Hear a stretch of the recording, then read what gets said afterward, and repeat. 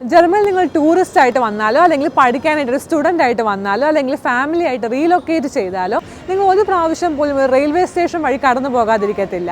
ജർമ്മനിയിൽ ഒരു central railway station എങ്ങനെയാണ്, അതുപോലെ ഇത്തരത്തിലുള്ള റെയിൽവേ സ്റ്റേഷനുകൾ പാസഞ്ചേഴ്സിന് കൊടുക്കുന്ന അടിസ്ഥാന സൗകര്യങ്ങൾ എന്തൊക്കെയാണ് എന്നുള്ളതാണ് ഈ വീഡിയോയിലൂടെ ഷെയർ ചെയ്യാൻ പോകുന്നത്. അതുപോലെ നിങ്ങൾ ഈ വീഡിയോയിൽ കാണാൻ പോകുന്നത് ഫ്രാങ്ക്ഫർട്ട് Hauptbahnhof, അതായത് ഫ്രാങ്ക്ഫർട്ട് സെൻട്രൽ സ്റ്റേഷനും അതുപോലെ കൊളോൺ സെൻട്രൽ സ്റ്റേഷനും ആയിരിക്കും. അപ്പോൾ എല്ലാവർക്കും യൂറോപ്യൻ സെഞ്ചറിയുടെ പുതിയൊരു വീഡിയോയിലേക്ക് സ്വാഗതം.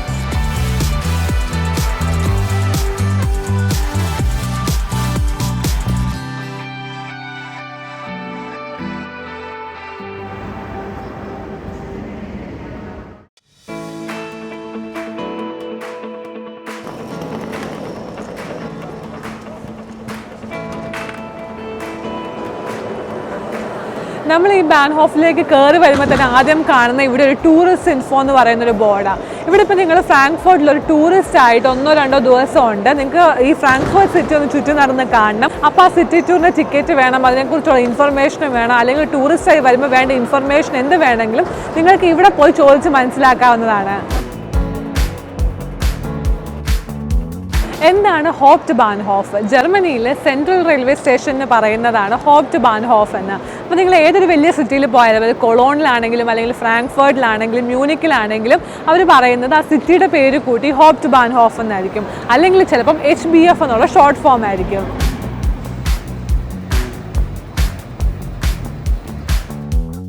ഈ റെൻ്റ് കാർ സർവീസസ് നിങ്ങൾക്ക് ഒരു റെയിൽവേ സ്റ്റേഷനിൽ അവൈലബിൾ ആണ്. അങ്ങനെയുള്ളൊരു സംഭവമാണ് ഈ മീറ്റ് വാഗൺ സെൻറ്ററും. അപ്പോൾ ഇവിടെ നിങ്ങൾക്ക് കാർ റെൻറ്റിനെടുക്കാനായിട്ട് സാധിക്കും.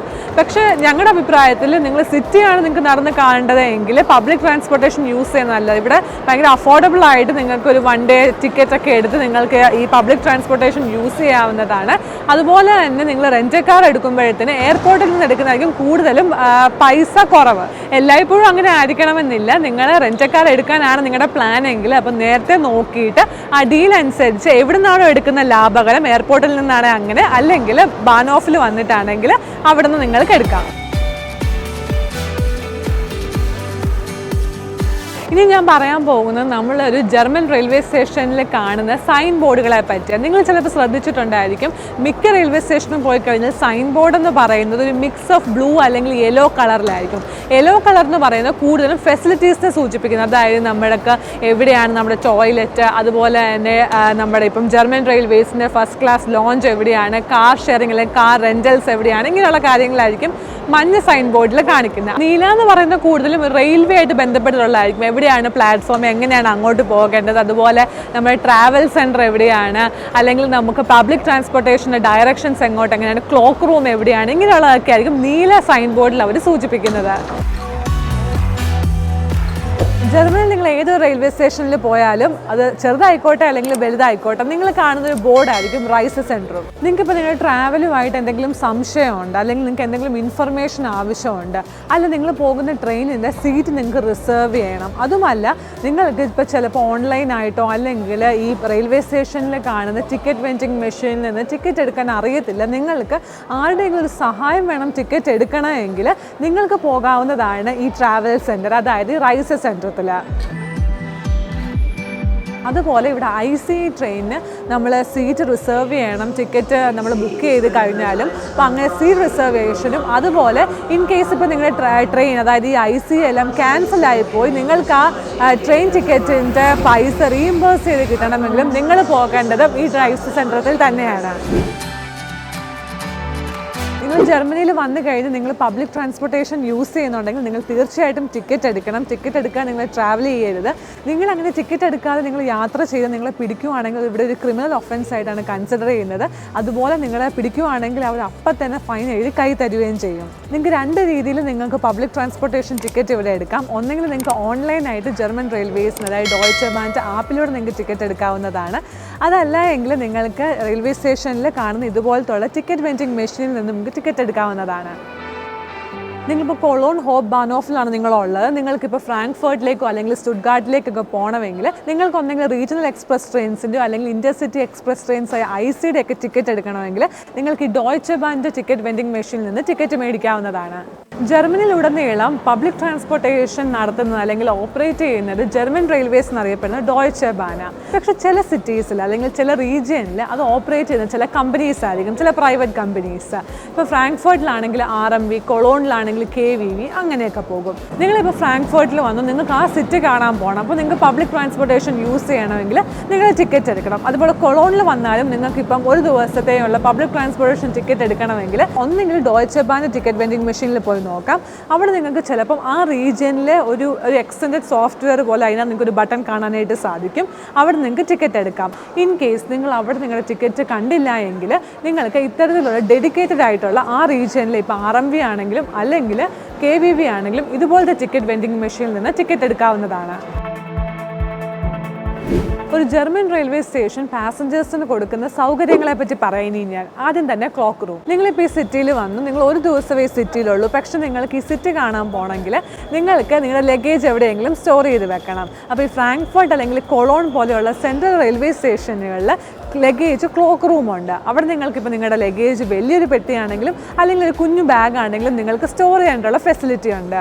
ഇപ്പോൾ ഫ്രാങ്ക്ഫർട്ട് റെയിൽവേ സ്റ്റേഷനിൽ നിങ്ങൾക്ക് നിങ്ങളുടെ ഒരു കുഞ്ഞു ബാഗ് സ്റ്റോർ ചെയ്ത് വെക്കണം ക്ലോക്ക് റൂമിലെങ്കിൽ ഒരു ദിവസത്തേക്ക് നിങ്ങൾ കൊടുക്കേണ്ട പൈസ എന്ന് പറയുന്നത് €3.50 ആണ്.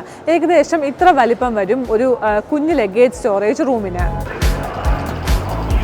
ഇത്തരത്തിലുള്ള ക്ലോക്ക് റൂമുകളിൽ നിങ്ങൾക്ക് കാർഡ് വെച്ച് പേയ്മെൻറ്റ് നടത്താനായിട്ട് സാധിക്കത്തില്ല. ഒന്നെങ്കിൽ നിങ്ങൾ കോയിൻ വെച്ച് പേയ്മെൻറ്റ് നടത്തണം, അതും 50 സെൻറ്റ്, €1 അല്ലെങ്കിൽ €2 കോയിന്.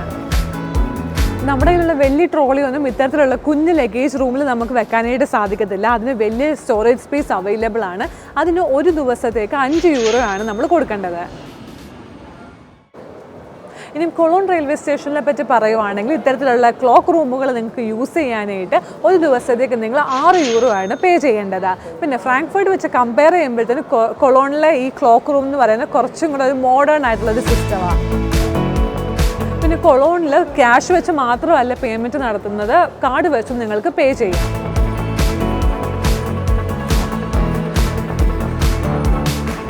ക്ലോക്ക് റൂം ഫെസിലിറ്റി കഴിഞ്ഞ് എനിക്ക് പറയാനായിട്ടുള്ളത് ഈ ജർമ്മൻ റെയിൽവേ സ്റ്റേഷനിൽ നമുക്ക് കിട്ടുന്ന വൈഫൈ സർവീസസിനെ പറ്റിയാണ്. മിക്ക റെയിൽവേ സ്റ്റേഷനിലും വൈഫൈ സർവീസസ് അവൈലബിൾ ആണ്, പക്ഷേ കുറച്ച് ലിമിറ്റഡ് ആയിരിക്കും. ചിലപ്പോൾ 1 മണിക്കൂറത്തേക്കായിരിക്കും അല്ലെങ്കിൽ 1.5 മണിക്കൂറത്തേക്കായിരിക്കും. ഇനി നമുക്ക് പോകേണ്ട ട്രെയിനിൻ്റെ ഡിപ്പാർച്ചർ ഡീറ്റെയിൽസ് അറിയാനായിട്ട് ഒന്നെങ്കിൽ ജർമ്മൻ റെയിൽവേസ് അതായത് ഡോയ്ച്ചെ ബാൻ്റെ ഓൺലൈൻ ആപ്പിൽ നോക്കിക്കഴിഞ്ഞാൽ ട്രെയിൻ പോകുന്ന സമയം അതുപോലെ അതിൻ്റെ പ്ലാറ്റ്ഫോം നമ്പർ നമുക്ക് അറിയാനായിട്ട് സാധിക്കും. അതല്ല എങ്കിൽ നമ്മൾ റെയിൽവേ സ്റ്റേഷനിലേക്ക് കയറി വരുമ്പോൾ നമ്മൾ ആദ്യം കാണുന്നതായിരിക്കും ഇത്തരത്തിലുള്ള ഡിപ്പാർച്ചർ സ്ക്രീൻ.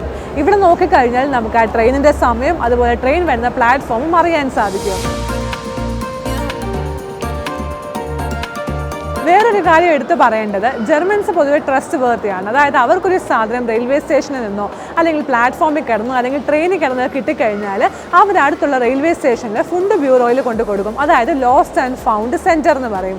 അതായത് നിങ്ങളുടെ എന്തെങ്കിലും സാധനം കളഞ്ഞു പോയിട്ടുണ്ടെങ്കിൽ നിങ്ങൾക്ക് ആ റെയിൽവേ സ്റ്റേഷനിൽ ഇത്തരത്തിലുള്ള ലോസ്റ്റ് ആൻഡ് ഫൗണ്ട് സെൻറ്റേഴ്സിൽ വന്നു കഴിഞ്ഞാൽ ഇത്തരത്തിലുള്ള ഓഫീസിലുള്ള ആൾക്കാർ നിങ്ങളെ സഹായിക്കും നിങ്ങളുടെ സാധനം കണ്ടുപിടിക്കാൻ. ഇവിടുത്തെ റെയിൽവേ സ്റ്റേഷനിൽ പൊതുവെ കണ്ടുവരുന്ന പലതരത്തിലുള്ള ട്രെയിനുകളെ പരിചയപ്പെടുത്താം. ആദ്യം ഞാൻ പറയാൻ പോകുന്നത് ബുള്ളറ്റ് ട്രെയിൻ കാറ്റഗറിയിൽ പെടുന്ന ഇന്റർസിറ്റി എക്സ്പ്രസ് ആയ ICയെ കുറിച്ചാണ്. ഇത് ഇവിടുത്തെ ഏറ്റവും ഫാസ്റ്റായിട്ട് ട്രാവൽ ചെയ്യുന്ന ബുള്ളറ്റ് ട്രെയിൻ കാറ്റഗറിയിൽ പെടുന്ന ട്രെയിനുകളാണ്. ഇതിൻ്റെ ഏറ്റവും വലിയ ഗുണം എന്ന് പറയുന്നത് 300 km/h സ്പീഡിൽ ഇത് പോകുന്നത്. അതുപോലെ തന്നെ നമുക്ക് ഇവിടുന്ന് വേറെ ഏതെങ്കിലും സിറ്റീസിൽ ഇപ്പോൾ കൊളോണിൽ നിന്ന് ഫ്രാങ്ക്ഫർട്ടിലേക്കോ അല്ലെങ്കിൽ സ്റ്റുട്ട്ഗാർട്ടിലേക്കോ പോകണമെങ്കിൽ നമ്മൾ ഇത്തരത്തിലുള്ള ബുള്ളറ്റ് ട്രെയിനിലാണ് യാത്ര ചെയ്യുന്നത്. അല്ലെങ്കിൽ ഇൻ്റർനാഷണൽ ട്രിപ്പുകളും ഉണ്ട്. ഇപ്പോൾ പാരീസിലേക്ക് അല്ലെങ്കിൽ ബ്രസൽസിലേക്കൊക്കെ പോകണമെങ്കിൽ നമുക്ക് ICയാണ് നമ്മൾ കൂടുതലും ഡിപ്പെൻഡ് ചെയ്യുന്നത്. ഇത്തരത്തിലുള്ള ബുള്ളറ്റ് ട്രെയിനുകളുടെ ടിക്കറ്റ് നമുക്ക് ട്രെയിനകത്ത് കയറിയിട്ട് മേടിക്കാനായിട്ട് സാധിക്കില്ല. നമ്മൾ നേരത്തെ തന്നെ റിസർവ് ചെയ്യണം. ഒരു ഗുണം നമ്മൾ നേരത്തെ റിസർവ് ചെയ്താലുള്ള നമുക്ക് പ്രൈസ് എന്ന് പറയുന്നത് കുറച്ച് കിട്ടും. ലൈക്ക് അത്ര എക്സ്പെൻസീവ് ആയിരിക്കത്തില്ല. അതുപോലെ ഈ ട്രെയിനിനകത്ത് ഫസ്റ്റ് ക്ലാസ് സീറ്റ്സും ഉണ്ട്, അതുപോലെ സെക്കൻഡ് ക്ലാസ് സീറ്റ്സും ഉണ്ട്. നോർമലി ഫസ്റ്റ് ക്ലാസ് സീറ്റ്സ് എല്ലായിടത്തെയും പോലെ തന്നെ കുറച്ച് പ്രൈസ് കൂടുതലായിരിക്കും. ഇത്തരത്തിലുള്ള ബുള്ളറ്റ് ട്രെയിനുകളുടെ ടിക്കറ്റ് എന്ന് പറയുന്നത് ഫ്ലൈറ്റ് ടിക്കറ്റ് പോലെ തന്നെയാണ്. അതായത് നമുക്ക് ഒരു സിറ്റിയിൽ നിന്ന് വേറൊരു സിറ്റിയിലേക്ക് പോകണമെങ്കിൽ എപ്പോഴും ടിക്കറ്റ് പ്രൈസ് വേരിയബിൾ ആയിരിക്കും. അതുകൊണ്ടാണ് നേരത്തെ ബുക്ക് ചെയ്യണം ടിക്കറ്റ് എന്ന് പറയുന്നത്. ഇത്തരത്തിലുള്ള ബുള്ളറ്റ് ട്രെയിനുകൾ എപ്പോഴും സീറ്റ് റിസർവേഷൻ ചെയ്യുന്നതായിരിക്കും നമ്മളൊരു സേഫ് സൈഡ് എന്ന് പറയുന്നത്. നമുക്ക് സെക്കൻഡ് ക്ലാസ്സിൽ ട്രാവൽ ചെയ്യുമ്പം സീറ്റ് റിസർവ് ചെയ്യണമെങ്കിൽ €4.50 നമ്മൾ എക്സ്ട്രാ പേ ചെയ്യണം. ഇന്റർസിറ്റി എക്സ്പ്രസ് ആയി IC കഴിഞ്ഞു കഴിഞ്ഞാൽ അതിന് തൊട്ട് താഴെ സെക്കൻഡ് ലെവലിൽ വരുന്ന ഒരു സ്പീഡ് ട്രെയിൻ ആണ് ഇന്റർസിറ്റി ആയ ഈ IC.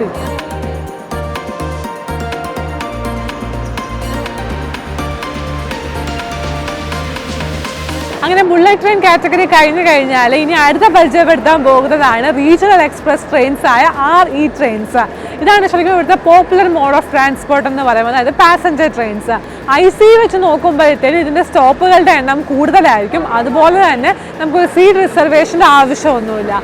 ഈ ട്രെയിനുകളുടെ ടിക്കറ്റ് പ്രൈസ് എന്ന് പറയുന്നത് ഫിക്സ്ഡ് ആയിരിക്കും. അതുപോലെ നമുക്ക് ഇതുപോലെ ഡോയ്ച്ചെ ബാൻ്റെ വെൻഡിങ് മെഷീനിൽ നിന്നോ അല്ലെങ്കിൽ ഡോയ്ച്ചെ ബാൻ്റെ ആപ്പിൽ നിന്നൊക്കെ നമുക്ക് ഈ ടിക്കറ്റ് മേടിക്കാനായിട്ടും സാധിക്കും. പൊതുവെ ഈ റീജിയണൽ എക്സ്പ്രസ് ട്രെയിൻസ് എന്ന് പറയുന്നത് ഒരു സ്റ്റേറ്റിലെ രണ്ട് പ്രമുഖമായ സിറ്റീസ് തമ്മിലോ അല്ലെങ്കിൽ രണ്ട് സ്റ്റേറ്റിലെ രണ്ട് സിറ്റീസ് തമ്മിലോ കണക്ട് ചെയ്യുന്നതാണ് ഇതിൻ്റെ പ്രധാനമായിട്ട് റൂട്ട് എന്ന് പറയുന്നത്. കൂടാതെ ഈ ട്രെയിൻ ഡബിൾ ഡക്കർ, അതായത് നമുക്ക് മേളിലും ഇരിക്കാം അതുപോലെ തന്നെ അടിയിലും ഇരിക്കാം. ഇനി അടുത്ത ടൈപ്പ് ഓഫ് ട്രെയിനാണ് റീജിയണൽ ബാനായ RB. അതൊരു പാസഞ്ചർ ട്രെയിൻ കാറ്റഗറി തന്നെയാണ്. പക്ഷെ നമ്മൾ നേരത്തെ കണ്ട റീജിയണൽ എക്സ്പ്രസ് ട്രെയിൻ അതായത് RA വെച്ച് നോക്കുമ്പോഴത്തേന് സ്റ്റോപ്പുകളുടെ എണ്ണം വളരെ കൂടുതലായിരിക്കും. അതായത് എല്ലാ സ്റ്റോപ്പിലും നിർത്തി മാത്രമേ അത് പോകത്തുള്ളൂ. ഇനി എനിക്കൊരു ടിപ്പ് പറഞ്ഞു തരാനായിട്ടുള്ളത്, നിങ്ങളിപ്പം ജർമ്മനിയിൽ വന്ന് നിങ്ങൾ ഏത് സിറ്റിയിൽ ട്രാവൽ ചെയ്യുവാണെങ്കിലും നിങ്ങളുടെ ഫോണിൽ വേണ്ട 2 ആപ്പ് എന്ന് പറയുന്നത്, ഒന്ന് ഈ ഡോയ്ച്ചെ ബാൻ നാവിഗേറ്റർ ആപ്പ്. അതാകുമ്പോഴത്തേന് ഈ ആപ്പിനകത്ത് നോക്കിക്കഴിഞ്ഞാൽ നിങ്ങൾക്ക് ട്രെയിനുകളുടെ റിയൽ ടൈം അറിയാനായിട്ട് സാധിക്കും.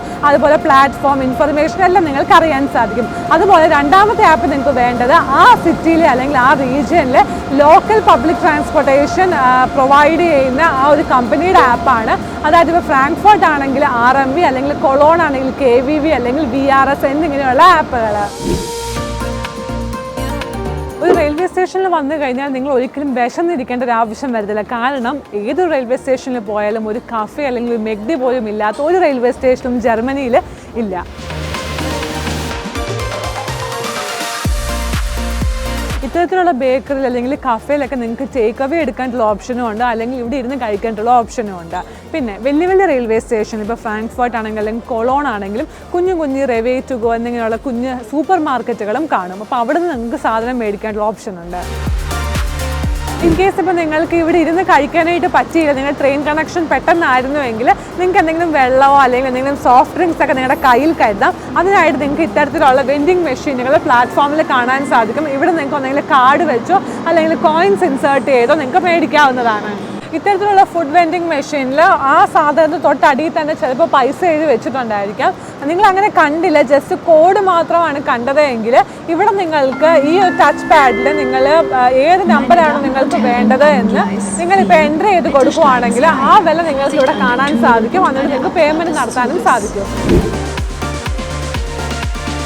ഏതൊരു യാത്രയിലും അല്ലെങ്കിൽ നമ്മൾ പ്രത്യേകിച്ച് റെയിൽവേ സ്റ്റേഷനിൽ വരുമ്പോൾ നമ്മൾ ആദ്യം അന്വേഷിക്കുന്നത് എവിടെയെങ്കിലും ബാത്റൂം ഫെസിലിറ്റി ഉണ്ടോ എന്നുള്ളതാണ്. ഇവിടെ മിക്ക റെയിൽവേ സ്റ്റേഷനിലും ബാത്റൂം ഫെസിലിറ്റി അവർ പ്രൊവൈഡ് ചെയ്യുന്നുണ്ട്.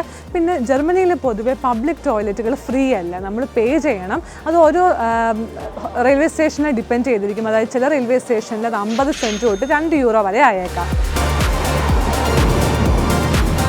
ജർമ്മനിയിൽ നിങ്ങളിപ്പോൾ ഒരു ടൂറിസ്റ്റ് ആയിട്ട് വന്നാലോ അല്ലെങ്കിൽ സ്റ്റുഡൻ്റ് ആയിട്ട് ആദ്യമായിട്ട് വരുമ്പോൾ അല്ലെങ്കിൽ ഫാമിലി ആയിട്ട് റീലൊക്കേറ്റ് ചെയ്യുമ്പോഴത്തേന് നിങ്ങൾ റെയിൽവേ സ്റ്റേഷനിൽ വന്നു കഴിഞ്ഞാൽ എങ്ങനെയാണ് ജർമ്മനിയിലെ റെയിൽവേ സ്റ്റേഷൻ പൊതുവെ എന്തൊക്കെ സൗകര്യങ്ങൾ നിങ്ങൾക്ക് കിട്ടും എന്നിങ്ങനെയുള്ള കാര്യങ്ങളെല്ലാം ഈ വീഡിയോയിൽ നിങ്ങൾക്ക് മനസ്സിലായെന്ന് വിചാരിക്കുന്നു. ഈ വീഡിയോ ഇഷ്ടമായെങ്കിൽ തീർച്ചയായും വീഡിയോ ലൈക്ക് ചെയ്യുക. അതുപോലെ നിങ്ങളുടെ അഭിപ്രായം കമൻസിലൂടെ പറയുക. ഞങ്ങളുടെ വീഡിയോസ് എല്ലാം ഇഷ്ടമാവുന്നുണ്ടെങ്കിൽ തീർച്ചയായിട്ടും ചാനൽ സബ്സ്ക്രൈബ് ചെയ്യുക.